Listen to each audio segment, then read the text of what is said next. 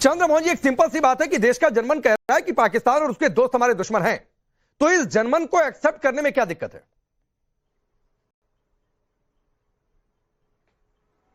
देखिए, बिल्कुल जनमन को एक्सेप्ट करके ही तो पूरे देश के विपक्ष ने सरकार का साथ दिया और पूरे मुद्दों पे साथ दिया। और बेजोड़ पहली बार ही इतिहास में हुआ होगा कि पूरा विपक्ष साथ था और सरकार एक सीज फायर नाम से किसी एक अमेरिका नाम के प्रधानमंत्री के नाम से सीज फायर कर देती है और सशर्त कहती है। सशर्त में ये भी नहीं बताती कि उन 4 और 5 आतंकवादियों के बारे में क्या शर्त है, हमारे पहुंचे हुए उन आतंकवादियों के बारे में क्या शर्त है। और आपने भी एक प्रोमो चलाया अभी आपके टीवी पे, मैं कैमरामैन को बोलूंगा जरा इसको दिखाएं, बहुत जरूरी है दिखाना। जिन महाशय का आपने प्रोमो चलाया है उनकी सभ्यता और उनकी देशभक्ति है कि वो घूम रहे हैं और तिरंगे के साथ अपना मुंह पोंछ रहे हैं। ये भारतीय जनता पार्टी और भारतीय जनता, इसको दिखाइए प्लीज आप जरा।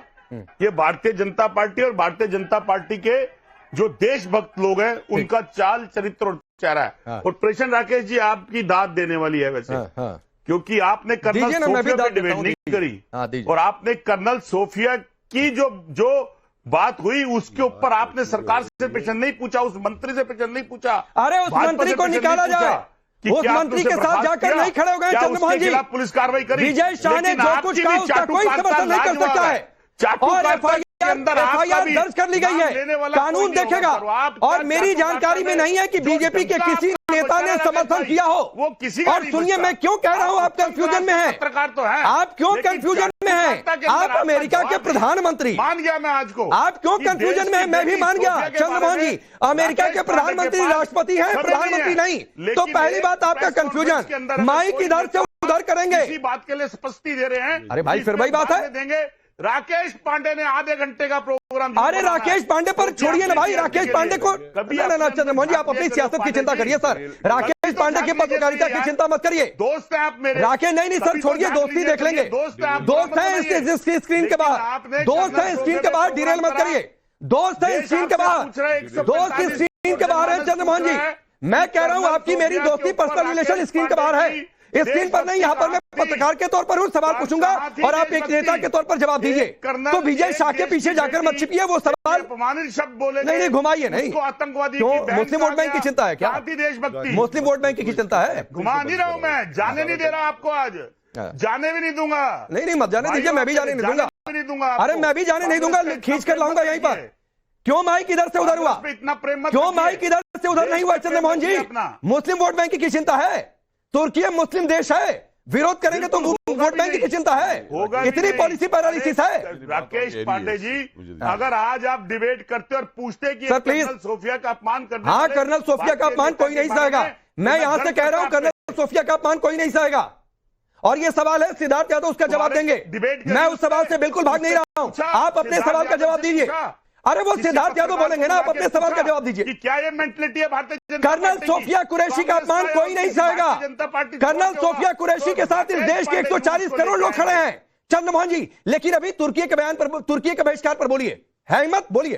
राकेश पांडे नहीं खड़े, मैं खड़ा हूं, आप कोई नहीं होता है सर्टिफिकेट देने वाले। कह रहा हूं जवाब नहीं है, तुर्की का डिरेल करना चाहते हैं और आप इनके ट्रैप में पड़ गए हैं। जरूर करते, ये तुर्की में नहीं बोल सकते, हिम्मत नहीं है इनकी बोलने की, डिरेल कर रहे हैं डिबेट को। ये तुर्की के इशू पे आए ना, ये आप भी आ जाइए। आपकी गैरतमंदी कहां चली गई थी कर्नल सोफिया पे? किसकी गैरतमंदी मुझे बता रहे हो? तुमने सुना था मैंने क्या कहा है?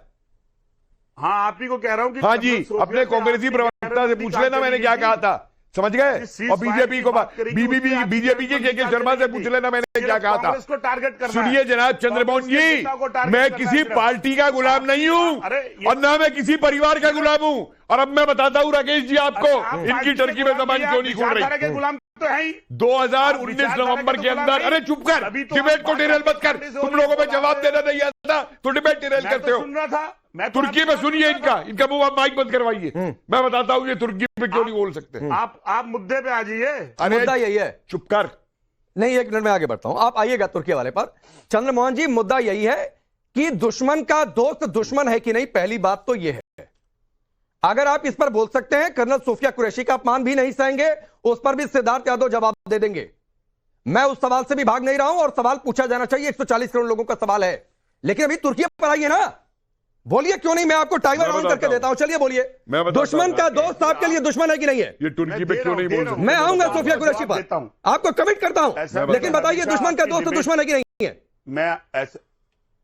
मैं बिल्कुल पूरा विपक्ष सरकार के साथ खड़ा और हर मुद्दे के साथ खड़ा हुआ है। नहीं, आप अपना प्रेस कॉन्फ्रेंस की एक बात तुर्की पर प्रेस कॉन्फ्रेंस के अंदर चंद्रमोहन जी क्या कहा गया, उसमें कहा गया कि इस पे भी हम आपके पास आएंगे, क्यों और बाद आपको में जवाब देंगे। क्यों बाद में आएंगे? कांग्रेस पार्टी के बड़े क्यों बाद में नेता आएंगे? बने नहीं, तुरंत नहीं बोल सकते हम हैं, जवाब देंगे। अच्छा, और आप क्या लेके आ गए? एक प्रोमो के अंदर एक पिक्चर लेके आ अरे गए। प्रोमो पर कोई पिक्चर लेकर नहीं आया भाई, और कोई तिरंगे से मुंह पोछेगा गलत है। मैं यहां से कह रहा हूं गलत है। चंद्रमोहन जी तिरंगे का अपमान, कर्नल सोफिया कुरैशी का अपमान कोई भी नहीं कर सकता है। मैं आता हूं ये 45 मिनट हो गया, मैं आता हूं कपिल जी, आता हूं सर, पहले सिद्धार्थ यादव ठीक है, आपके पास कुछ होता। अरे रुक जाइए सर, मैं बहुत तैयारी करके आता हूं और आपसे ज्यादा तैयारी किसी भी दिन मेरी होती है, तो मेरी तैयारी की चिंता मत करिए, आप अपनी पार्टी की तैयारी की चिंता करिए। सिद्धार्थ यादव, ये लोग विजय शाह के पीछे जाकर छिप रहे हैं, मध्य प्रदेश के मंत्री, तो एक तो उस पर स्टैंड क्लियर करिए, पार्टी का स्टैंड क्या है। दूसरी बात है, ये तुर्की वाली लाइन क्या है, क्या ये वोट बैंक की पॉलिटिक्स है, क्या है? कांग्रेस आप पर पासा फेंक रही है। मैं राकेश जी दोनों बातों का जवाब दे देता हूं, और सबसे पहले बयान की बात का ही जवाब देता हूं। बयान का कोई भी व्यक्ति नहीं होगा जो बयान की निंदा नहीं करेगा। जिनने बयान दिया उन्होंने स्वयं निंदा करी, उन्होंने माफी मांगी। कर्नल सोफिया कुरैशी देश का सम्मान है, हम सबका गौरव है। उनकी जो मंशा थी उन्होंने स्पष्ट करने की कोशिश करी। देश को पूरा अधिकार है, सबको पूरा अधिकार है कि उनकी माफी को स्वीकार करे ना करे, और पार्टी भी यथा कार्रवाई उन पर करेगी। पर बात तो उससे बढ़कर के है। बात तो है कि कांग्रेस पार्टी क्या चाहती है और क्या करती है। मैं आज ही एक मीडिया रिपोर्ट देख रहा था, कैसे 2019 में जब टर्की ने यूएन में पाकिस्तान का साथ दिया, भारत के खिलाफ वोट किया, तो कांग्रेस पार्टी ने अपना ओवरसीज ऑफिस खोल लिया टर्की के अंदर। वो वहां जाकर के अपना ऑफिस खोल के चलाना चाहते हैं। आज मंच से पूछा जा रहा है, जब देश के अंदर ऐसी घटना हो गई और पूरा देश एक स्वर में आकर के, वो टर्की जैसे देश जो पाकिस्तान का खुलेआम साथ दे रहा है, जो उनको गोले सप्लाई कर रहा है, ड्रोन सप्लाई कर रहा है, जो भारत में गिर रहे हैं, पूरा देश आक्रोशित है, तो कांग्रेस पार्टी के मन में कौन सा ये तुष्टीकरण का प्रेम है जो नहीं निकल पा रही जबान, जो माइक को इधर उधर खिसका दे रहे हैं, माइक को खिसका दे रहे हैं, बोल नहीं पा रहे। बड़े बड़े दिग्गज नेता बैठे हैं मंच पर एक शब्द नहीं बोल पा रहे।